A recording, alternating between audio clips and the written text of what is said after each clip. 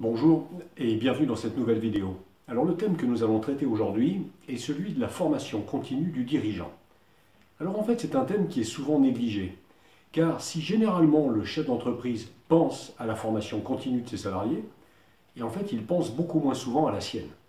Or continuer à se former est pour un dirigeant important, pour ne pas dire vital, en ce début de 21e siècle, quand on voit la vitesse à laquelle évoluent les techniques de management par exemple.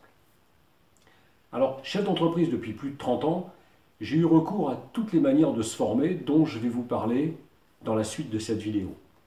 Pour chacune d'entre elles, je vais en dégager les avantages et les inconvénients, puis je vais vous donner des conseils pour en tirer le meilleur. Et enfin, en conclusion, je vais vous donner deux mix possibles que vous pourrez ensuite évidemment adapter en fonction de vos besoins, vos attentes et votre personnalité. Alors, on commence. Alors voyons pourquoi se former. Alors la première raison est évidente, il s'agit de suivre les évolutions. Tout le référentiel des chefs d'entreprise est en train d'être bouleversé. Il y a les techniques de fabrication avec la robotisation massive, ou même de production de services avec l'intelligence artificielle. Il y a les méthodes de management, avec les nouvelles générations de salariés qui arrivent dans les entreprises. Les réseaux d'expertise qui regroupent des indépendants. Les approches innovantes dans la relation client, etc., etc., etc. La deuxième raison est de prendre du recul. Le chef d'entreprise est pris dans un maelstrom. Les sollicitations, les tâches s'enchaînent sans vraiment le laisser souffler. Or, il est indispensable de s'arrêter, de prendre du recul, de prendre de la hauteur, et cela de manière régulière. Alors, se former est une manière intelligente de joindre l'utile à l'agréable. Raison numéro 3, remettre en question ses vieilles habitudes. En fait, nous avons tous, en tant que dirigeants, des habitudes bien ancrées qui, pour certaines, sont mauvaises. Or, pour les changer, il faut déjà soi-même en prendre conscience. Et la formation, quelle qu'elle soit, étant un lieu neutre et le moment idéal pour cela. Après, bien évidemment, il faudra aussi que vous décidiez de mettre en œuvre les changements que vous avez identifiés comme nécessaires. Alors, comment se former ? Eh bien, en fait, il y a de multiples moyens de se former. Donc, je vais les lister et puis je vais faire sortir les avantages et les inconvénients. Alors, commençons par, je dirais, la base, l'auto-formation. Historiquement, l'auto-formation passait par les livres, mais depuis, on va dire, à peu près une vingtaine d'années, ont proliféré de nombreux sites web qui sont dédiés au management, à l'entrepreneuriat. Alors, en fait, c'est bien adapté pour celui ou celle qui veut rester en prise. Mais cela n'empêche pas de recourir aux autres manières de se former. Avantage. C'est gratuit dans le cadre des CID, ou quasiment gratuit dans le cadre des livres. En effet, ce n'est pas l'achat de 4 ou 5 livres par an qui va mettre en danger la trésorerie de votre entreprise. Un inconvénient. Il est souvent difficile de faire le choix entre les sources et d'évaluer leur niveau de qualité et d'expertise. Alors quelques conseils. Si vous êtes à peu près à l'aise dans la lecture de l'anglais, n'hésitez pas, n'oubliez pas de consulter des sites anglais, allemands, américains, canadiens, etc., etc. Ne vous dispersez pas.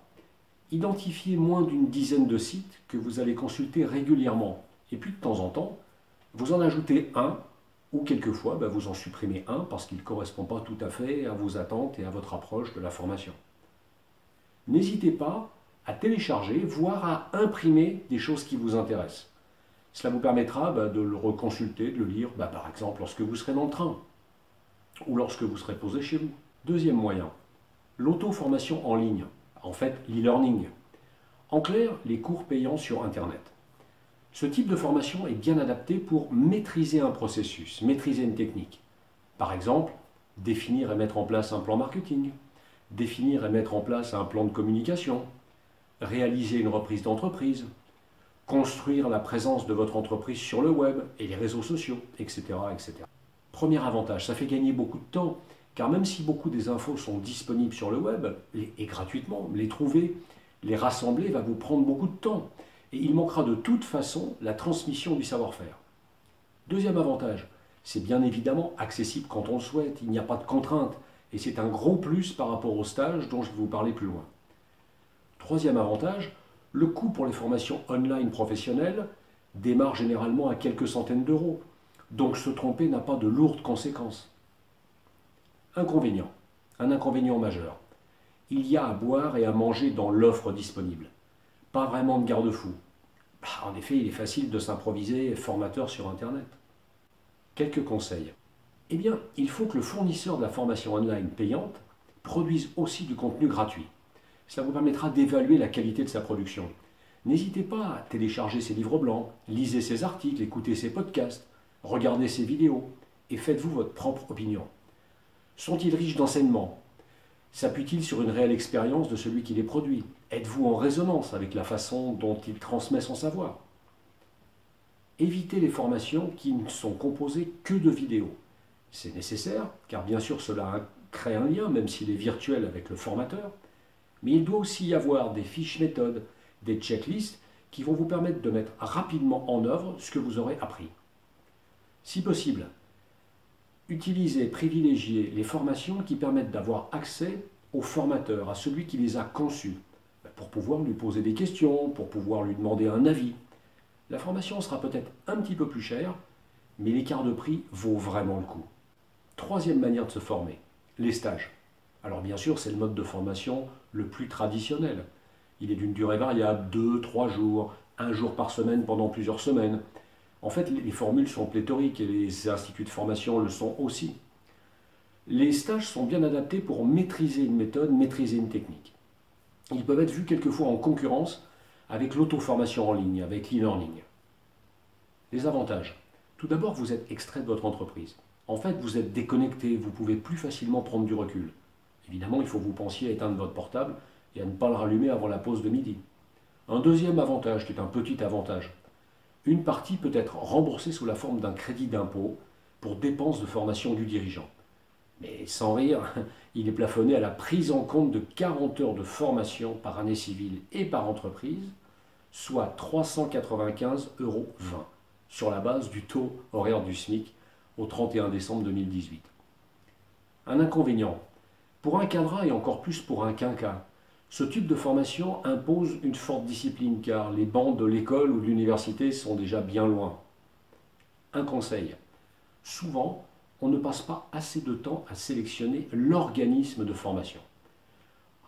C'est important parce que se tromper dans son choix de formation et d'organisme a un impact non seulement financier, mais aura aussi un impact psychologique.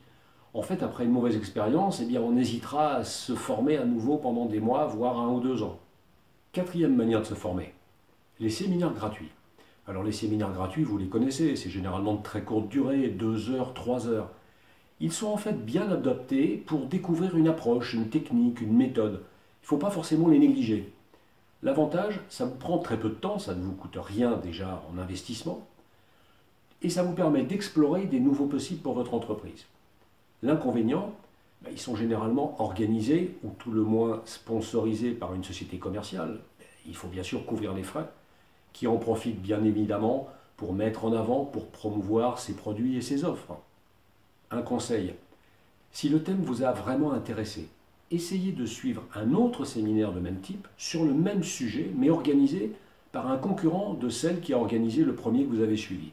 Ça vous permettra d'avoir une vision beaucoup plus large de la problématique. Autre manière de se former, les programmes proposés par les associations de chefs d'entreprise. Alors ces associations sont généralement des associations qui vont regrouper plusieurs milliers de membres. Elles ont pour vocation de faire progresser les chefs d'entreprise, personnellement et dans leur management. Je pense à 2 associations en particulier, le CJD, qui est le Centre des jeunes dirigeants, qui est plutôt destiné aux entrepreneurs, aux chefs d'entreprise, aux dirigeants de moins de 40 ans, et l'APM, l'Association pour le progrès du management, qui elle est plutôt destinée à des dirigeants ayant entre 35 et 60 ans. Alors ces associations proposent des formules quelquefois ponctuelles, 2-3 heures, mais généralement elles proposent des programmes, une demi-journée, voire une journée par mois, et ce pendant près d'1 an. L'avantage, tout d'abord la régularité, qui est généralement mensuelle, mais aussi la confrontation des points de vue, des analyses entre les dirigeants présents. C'est un lieu rare où il n'y a pas de concurrence entre pairs et il y a beaucoup d'écoute et de compréhension. L'inconvénient, le seul que je vois, est le coût qui peut être de plusieurs milliers d'euros, 4 000, 5 000 € par an. Mais l'investissement en vaut vraiment la peine. Passons maintenant au congrès. Alors assister à un congrès, ça fait partie des moyens de se former. En fait, bien sûr, le congrès est dédié à votre secteur d'activité et il va durer généralement de 2 à 4 jours, quelquefois plus, mais c'est déjà plus rare. L'avantage. Le congrès permet de sentir ce qui se passe ou ce qui va se passer dans votre secteur. Il vous permet d'identifier qui sont les acteurs les plus innovants et aussi d'identifier qui sont les nouveaux entrants. L'inconvénient, je n'en vois pas vraiment, à part le coût si vous allez à un congrès qui se passe à l'étranger. Alors quelques conseils. Avant le congrès. Rappelez-vous qu'un congrès c'est fatigant, donc il faut arriver en forme. Et puis il ne faut pas vouloir tout voir, tout entendre. En conséquence, en amont, il ne faut pas hésiter à sélectionner les thèmes, les entreprises que vous voulez rencontrer. Pendant le congrès, faites un premier tour rapide pour repérer ce que vous allez approfondir lors d'un deuxième passage. Prenez des notes, ne comptez surtout pas trop sur votre mémoire. Voilà, j'en ai fini avec ce tour d'horizon des différentes méthodes de se former. Maintenant, en conclusion, je vais vous donner quelques recommandations. Alors tout d'abord, consacrez au minimum 8 à 10 jours par an à votre formation continue. Ne négligez aucune des approches dont j'ai parlé précédemment. Mixez les possibles en tenant compte de votre personnalité, de vos tropismes, de vos centres d'intérêt. À titre d'illustration, je vais vous donner 2 exemples de mix formation. Premier cas, imaginons que vous soyez plus dans l'interpersonnel. Alors chaque année, bien sûr, vous allez participer au moins à 2 journées du congrès le plus important de votre secteur. Faites-le idéalement à l'étranger si vous pouvez, pour élargir la vision que vous avez de votre secteur. Suivez 2 ou 3 séminaires gratuits par an, ou un programme de 9 à 10 demi-journées par an. Suivez un stage, mais pas forcément chaque année. Faites l'effort quand même de lire à tout le moins ou de picorer 1 ou 2 livres chaque année. Si vous êtes plus dans la réflexion personnelle, comme dans le cas précédent, participez au congrès le plus important de votre secteur. Prenez au moins 1 heure chaque semaine pour consulter les sites que vous aurez présélectionnés. Achetez un programme de formation en ligne, ou 2 si cela justifie. Et puis n'hésitez pas à lire plusieurs livres par an. Voilà, évidemment, ces 2 exemples de mix formation sont à totalement adapter en fonction de votre personnalité, de vos besoins. Mais ça peut vous donner quelques pistes de réflexion. Cette vidéo est maintenant terminée. J'espère qu'elle vous a apporté des éléments de réflexion. Si elle vous a plu, merci de la liker. N'hésitez pas à vous abonner, partager cette vidéo. Je vous dis à très bientôt pour une nouvelle vidéo. Et d'ici là, je vous souhaite une bonne journée. Au revoir.